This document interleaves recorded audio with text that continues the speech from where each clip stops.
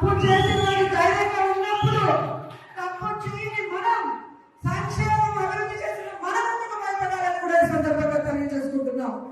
మీకు నియోజకవర్గంలో నేనున్నాను, జిల్లాలో కర్ణాటక గారు ఎంపీలు ఉన్నారు, రాష్ట్రంలో జగన్మోహన్ రెడ్డి గారు ఉన్నారని కూడా మీ అందరికీ తెలియజేసుకుంటున్నాం. మన పార్టీకి పోరాటాలు కొత్త కాదు. మన పార్టీ పోరాటంలో నుంచి పుట్టిన పార్టీ, ప్రజల కోసం పుట్టిన పార్టీ. ఈ రాష్ట్రాన్ని అభివృద్ధి చేయాలి అని ఏ కలవైతే వైఎస్ఆర్ గారు కన్నారో వాటన్నింటినీ కూడా 60-70 సంవత్సరాలు ఈ ప్రజలకు అందుబాటులోకి రావాలి అని పార్టీ పెట్టి మీకోసమే ముందుకు నడిచిన జగనన్న పార్టీ, ప్రజల పార్టీ, మన పార్టీ. ఎందుకు నేను ఇంతగా చెప్తున్నానంటే ఈరోజు జగనన్న అనుకున్నవన్నీ సాధించాడు. ఆయన బిజినెస్ మ్యాన్ గా సక్సెస్ఫుల్, ఆయన ఫ్యామిలీ మ్యాన్ గా సక్సెస్ఫుల్, ఆయన సీఎం గా సక్సెస్ఫుల్. ఇంకేమవసరం ఉంది?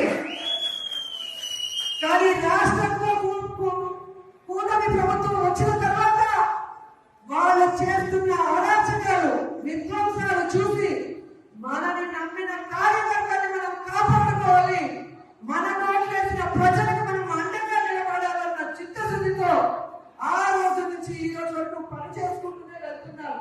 అలాంటి వ్యక్తి కోసం మనం పని చేయాలా ఉందా? మరి ఎవడో కేసు పెడతాడని ఒకడు, ఎవడో జైల్లో పెడతాడని ఒకడు ఉద్యోగం తీసేస్తాడని ఒకడు ఇలా భయపెడుతూ మనని ఇంట్లో కూర్చోబెట్టాలనుకుంటున్న కూటమి ప్రభుత్వానికి మనం చెప్పాల్సింది ఒకటే, నువ్వు కేసు పెడతావా పెట్టు, జైల్లో పెడతావా పెట్టు,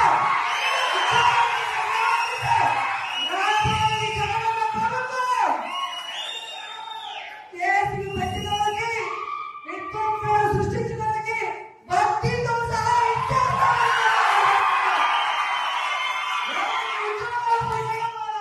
కూడా గుర్తులో పేద వ్యక్తిగలకు ఉద్యోగాలు వస్తాయి.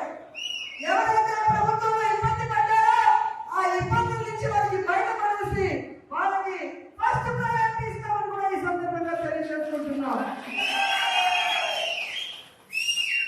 ఇప్పటికే జగన్మోహన్ రెడ్డి గారు ప్రకటించిన విధంగా రైతులకి అండగా రాష్ట్ర వ్యాప్తంగా మొన్ననే పోరాటం జరిగింది. రేపు ఈ విద్యుత్ బిల్లుల పెంప మీద రాష్ట్ర వ్యాప్తంగా నియోజకవర్గాల వారీగా ఉద్యమం జరుగుతుంది. అందరూ కూడా వచ్చి ఆ ఉద్యమంలో పాల్గొనాలి అని కూడా ఈ సందర్భంగా తెలియజేసుకుంటున్నాను. అలాగే జనవరి 3వ తేదీ విద్యార్థుల కోసం ఫీజు రీయింబర్స్మెంట్ కోసం జగనన్న పిలుపునిచ్చాడు. అందులో కూడా మనం అందరం పాల్గొనాలి, ఈ ప్రభుత్వానికి బుద్ధి చెప్పాలని కూడా ఈ సందర్భంగా తెలియజేసుకుంటున్నాను. ఎందుకంటే మనం సైలెంట్ గా ఉంటే పచ్చ ఛానల్లో అబద్ధాలు చెప్పడం తప్ప ఇంకోటి చేయదు.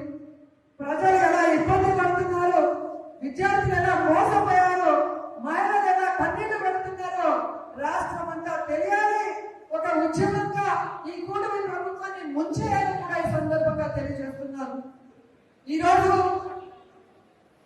ఇంత వర్షంలో కూడా పార్టీ సర్వసభ సమావేశం అనగానే ఈరోజు ఒక్కొక్కరు జగనన్నకి మేమున్నామంటూ వచ్చినందుకు మీ అందరికీ పాదాభివందనాలు తెలియజేసుకుంటూ ఈ కార్యక్రమాన్ని ఇక మన ఎంపీ గురుమూర్తి గారు మాట్లాడాలని ఆయనకి హ్యాండ్ ఓవర్ చేస్తున్నాను. Thank you so much.